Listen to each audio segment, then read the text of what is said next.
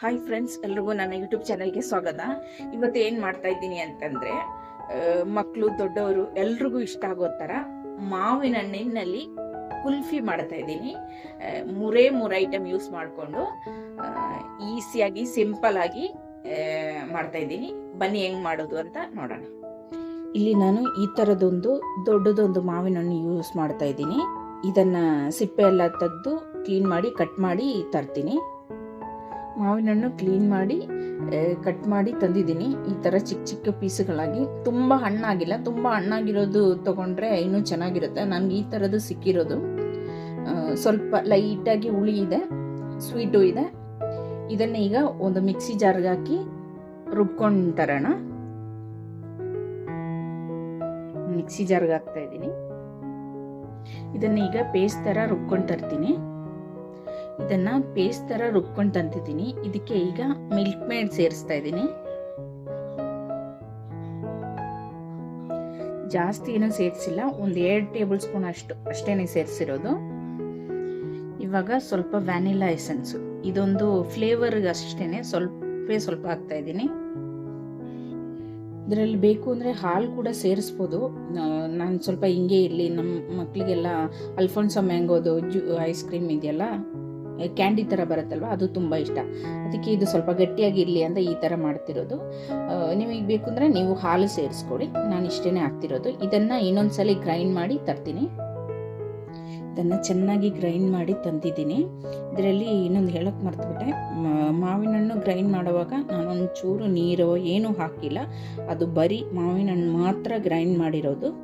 ಇದನ್ನು ಈಗ ಯಾವ ಪಾತ್ರೆಯಲ್ಲಿ ಕುಲ್ಫಿ ಮಾಡ್ತಾ ಇದ್ದೀನೋ ಆ ಪಾತ್ರೆಗೆ ಟ್ರಾನ್ಸ್ಫರ್ ಮಾಡ್ಕೊಳ್ಳೋಣ.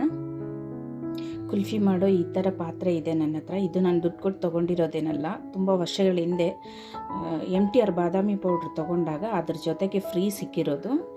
ನಾನು ಇದರಲ್ಲಿ ಇದು ಮುಂಚೆನೂ ಮಾಡಿದ್ದೀನಿ ಕುಲ್ಫಿ, ಯೂಟ್ಯೂಬೆಲ್ಲ ಸ್ಟಾರ್ಟ್ ಆಗೋಕ್ಕಿಂತ ಮುಂಚೆ.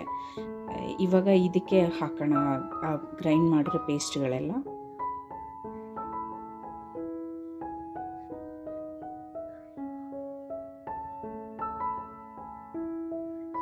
ಇದನ್ನೀಗ ಎಲ್ಲದಕ್ಕೂ ಹಾಕಿದ್ದೀನಿ. ಈಗ ಮುಚ್ಚಿ ಫ್ರೀಸರಲ್ಲಿ ಇಡೋಣ.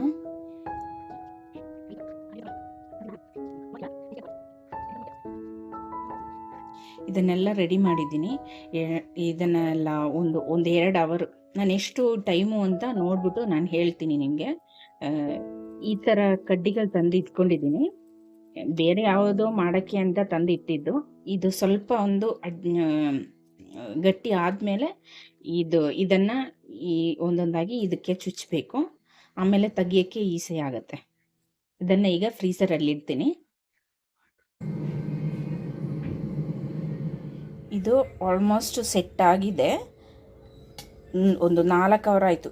2 ಗಂಟೆಗೆ ನಾನು ಫ್ರೀಸರಲ್ಲಿ ಇಟ್ಟಿದ್ದು, ಈಗ 6 ಗಂಟೆ ಆಯಿತು. ಇದನ್ನು ಈಗ ತೆಗಿಯೋಣ. ಕರೆಕ್ಟಾಗಿ ಬರುತ್ತಾ ಇಲ್ವಾ ಅಂತ ನೋಡೋಣ. ಇದನ್ನು ನೀಟಾಗಿ ತೆಗಿಯೋಕ್ಕೆ ನಾನು ಇದಕ್ಕೆ ಸ್ವಲ್ಪ ನೀರು ಹಾಕ್ತಾಯಿದ್ದೀನಿ. ಇವಾಗ ಇದನ್ನು ತೆಗಿಯೋಕ್ಕೆ ಟ್ರೈ ಮಾಡೋಣ. ನಾನು ಫಸ್ಟ್ ಹಾಕಿರೋ ಕಡ್ಡಿ ನನಗೆ ತೆಗಿಯೋಕ್ಕೆ ಸಿಗ್ತಾ ಇರಲಿಲ್ಲ, ತುಂಬ ಚಿಕ್ಕದಾಗಿದ್ದಕ್ಕೆ. ಅದಕ್ಕೆ ಕಡ್ಡಿ ಚೇಂಜ್ ಮಾಡಿದೆ ನಾನು. ಇವಾಗ ಕರೆಕ್ಟಾಗಿ ಬರ್ತಾಯಿದೆ ನೋಡಿ. ಇನ್ನೂ ಸ್ವಲ್ಪ ಆಗೋದಿದೆ. ನನ್ನ ಮಗಳು ಅರ್ಜೆಂಟ್ ಮಾಡಿದ್ದಕ್ಕೆ ಬೇಗ ತೆಗೆದಿದ್ದು. ನಾಳೆ ಬೆಳಗ್ಗೆಗೆಲ್ಲ ಕರೆಕ್ಟಾಗಿ ಆಗುತ್ತೆ ಅನಿಸುತ್ತೆ. ನೋಡಿ, ಚೆನ್ನಾಗಿದೆ ನೋಡೋಕ್ಕೆ, ಕರೆಕ್ಟಾಗಿ ಪರ್ಫೆಕ್ಟಾಗಿ ಬಂದಿದೆ. ಇನ್ನೂ ಸ್ವಲ್ಪ ಗಟ್ಟಿ ಆಗಬೇಕು ಅಷ್ಟೇ. ಪರ್ಫೆಕ್ಟಾಗಿ ಸಿಕ್ಕಿದೆ ತೆಗಿಯೋಕ್ಕೆ. ಚೆನ್ನಾಗಿ ಬಂದಿದೆ, ಟೇಸ್ಟು ಚೆನ್ನಾಗಿದೆ. ಅಷ್ಟೊಂದು ತುಂಬ ಸ್ವೀಟ್ ಏನಿಲ್ಲ. ನಾನು ಹೇಳಿದೆ ಅಲ್ವಾ, ಅದು ಸ್ವಲ್ಪ ಹುಳಿ ಇದೆ ಅಂತ. ಆ ಹುಳಿದು ಟೇಸ್ಟು ಗೊತ್ತಾಗ್ತಿದೆ ಲೈಟಾಗಿ. ಚೆನ್ನಾಗಿದೆ. ನೀವು ಬೇಕಂದರೆ ಮಾಡುವಾಗ ಸ್ವಲ್ಪ ಹಾಲು ಮಿಕ್ಸ್ ಮಾಡಿ ನೋಡಿ. ಅದರಲ್ಲೂ ನಾರ್ಮಲ್ ಹಾಲು ತುಂಬ ಗಟ್ಟಿಯಾಗಿ ಬರುತ್ತಲ್ವ, ಆ ಹಾಲು ಯೂಸ್ ಮಾಡಿ. ಆವಾಗ ಇನ್ನೂ ಚೆನ್ನಾಗಿ ಬರುತ್ತೆ, ಟೇಸ್ಟು ಚೆನ್ನಾಗಿರುತ್ತೆ. ಇದು ಹಾಲು ಇಲ್ಲದೆ ಹಾಲು ನೀರು ಏನೂ ಇಲ್ಲದೆ ಬರೀ ಮಾವಿನ ಹಣ್ಣು ಮಾತ್ರ ಯೂಸ್ ಮಾಡಿರೋದು. ಎಲ್ಲರೂ ಟ್ರೈ ಮಾಡಿ ನೋಡಿ, ಎಲ್ರಿಗೂ ಇಷ್ಟ ಆಗುತ್ತೆ. ಈ ವಿಡಿಯೋ ಎಲ್ರಿಗೂ ಇಷ್ಟ ಆಗೋದಾದರೆ ಲೈಕ್ ಮಾಡಿ, ಶೇರ್ ಮಾಡಿ, ಕಮೆಂಟ್ ಮಾಡಿ, ಸಬ್ಸ್ಕ್ರೈಬ್ ಮಾಡಿಬಿಟ್ಟು ನನ್ನನ್ನು ಸಪೋರ್ಟ್ ಮಾಡಿ. ನೆಕ್ಸ್ಟ್ ವಿಡಿಯೋದಲ್ಲಿ ನೋಡೋ ತನಕ ಬಾಯ್.